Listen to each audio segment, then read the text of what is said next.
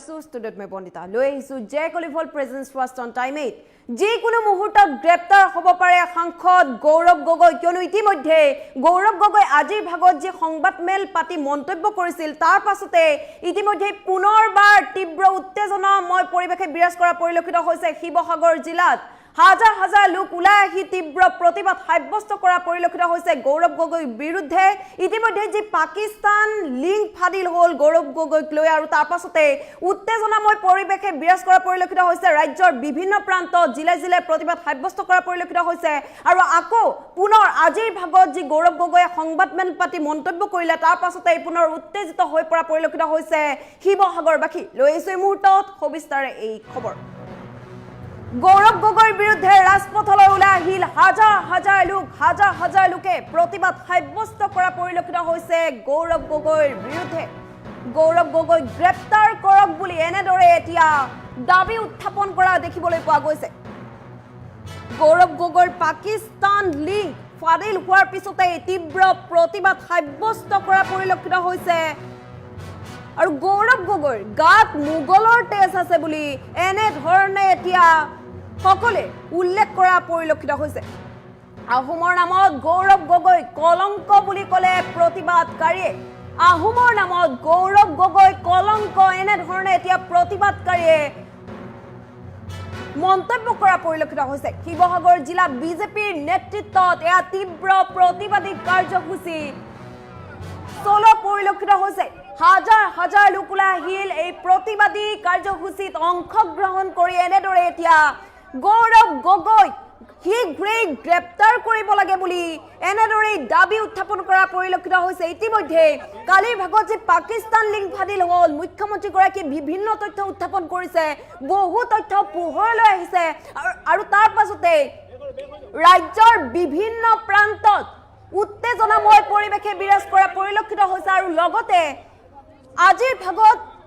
সাংসদ গৰাকী যি গৌৰৱ গগৈ আজিৰ ভাগতে যি মন্তব্য কৰিছিল সংবাদমেল পাতি যি মন্তব্য কৰিছিল আৰু তাৰ পাছতে পুনৰ উত্তেজনা বিৰাজ কৰা পৰিলক্ষিত হৈছে আৰু উল্লেখ কৰিছে যে গৌৰৱ গগৈৰ গাত মোগলৰ তেজ আছে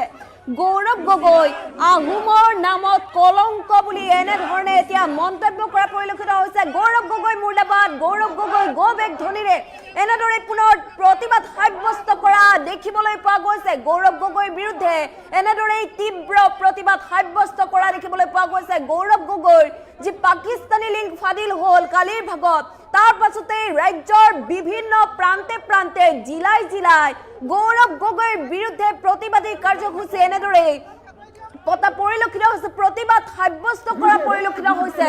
আৰু আজিৰ ভাগত গৌৰৱ গগৈয়ে যি প্ৰত্যুত্তৰ দিম বুলি সংবাদমেল পাতি মন্তব্য কৰিছিল সেই মন্তব্য একেবাৰে গ্ৰহণযোগ্য নহয় আৰু গৌৰৱ গগৈ এই মন্তব্য কৰাৰ পাছতে পুনৰ উত্তেজিত হৈ পৰা পৰিলক্ষিত হৈছে সকলো লোক ৰাইজ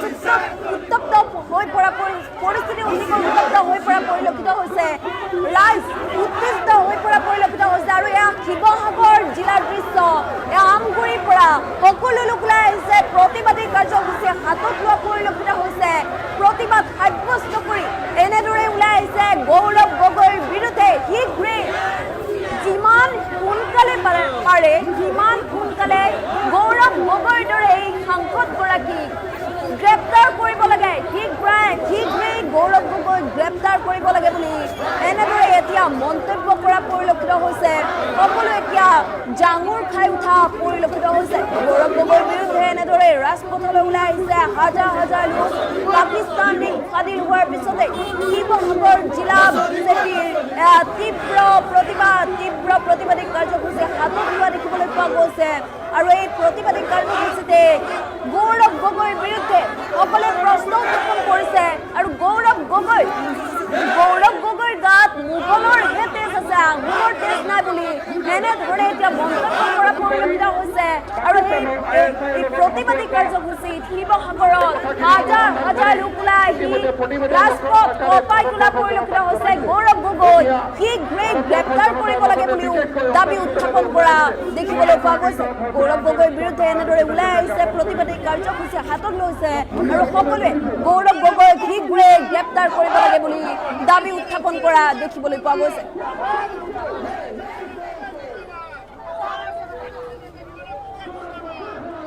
আমাৰ যিটো সাৰ্বভৌমত্ব আৰু যিটো আমাৰ প্ৰতি থকা ভাবুকি, এই ভাবুকি যিসকলৰ কাৰণে হৈছে, যি ৰাজনৈতিক নেতাৰ কাৰণে হৈছে, তাৰ বিৰুদ্ধে এটা প্ৰতিবাদ। মাননীয় মুখ্যমন্ত্ৰী ডাঙৰীয়াই যোৱাকালি প্ৰেছ কনফাৰেন্স যোগে সকলোখিনি ক'লে, প্ৰত্যেকটো বিন্দু কৈছে, প্ৰত্যেকটো পইণ্ট কৈছে, প্ৰত্যেকখিনি কি কাৰণে আমি সন্দেহ কৰিবলগীয়া হৈছে সেই গোটেই কথাখিনি কৈছে। আজি কিন্তু তাৰ উত্তৰ দিব পৰা নাই। আজি উত্তৰ দিছে অকল ফ্লপ শ্ব', মহা ফ্লপ শ্ব', এনেকুৱা ধৰণৰ যিবিলাক মন্তব্য দিছে। তাতকে যদি কিয় তেওঁ সেই যিখিনি কালি মুখ্যমন্ত্ৰীয়ে ক'লে সেইখিনি যদি তেওঁ উত্তৰ দিব পাৰিলেহেঁতেন, হয়তো অসমীয়া মানুহে আশ্বস্ত হ'ব পাৰিলেহেঁতেন। আজিৰ দিনটোত আমি কোনো আশ্বস্ত নহয়, আমাৰ তেওঁ পতিয়ন নিয়াব পৰা নাই, আৰু সেইকাৰণে আমি আজি এটা প্ৰতিবাদী কাৰ্যসূচী হাতত ল'লোঁ। অজস্ৰ মানুহ আজি ওলাইছে, হাজাৰ হাজাৰ আজি মানুহ ওলাই আহিছে, আৰু তেওঁলোকে প্ৰতিবাদ কৰিছে যে আমি অসমত অসমীয়া হিচাপে আমি জীয়াই ৰাখিব লাগিব। যিখন বৰ অসমৰ কথা তেওঁলোকে কৈছে, সেই সন্দেহজনক বৰ অসমখন আমাক নালাগে। আমি যি ধৰণে তেওঁলোকৰ পৰিয়ালৰ সকলোখিনি সদস্যলৈ আঙুলি টোৱা হৈছে, সেইবিলাকৰ এটা উত্তৰ লাগে, আৰু তেতিয়াহে অসমীয়া ৰাইজে আশ্বস্ত হ'ব পাৰিব যে তেওঁ প্ৰকৃততে কোনটো পক্ষত আছে, ভাৰতৰ পক্ষত আছে, অসমৰ পক্ষত আছে, পাকিস্তানৰ পক্ষত আছে নে বাংলাদেশৰ পক্ষত আছে। গৌৰৱ গগৈ পত্নীয়ে যি আলি তাৰিক শ্বেখৰ লগত যি ধৰণে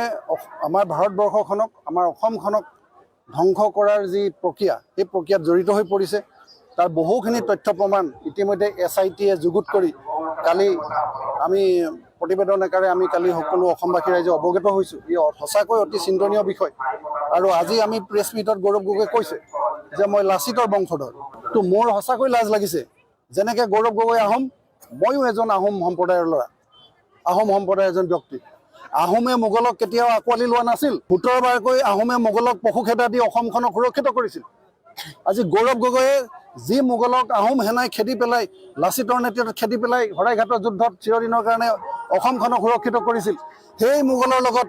অসমক ধ্বংস প্ৰক্ৰিয়াত জড়িত হৈছে আমাৰ এই গৌৰৱ গগৈ ডাঙৰীয়া।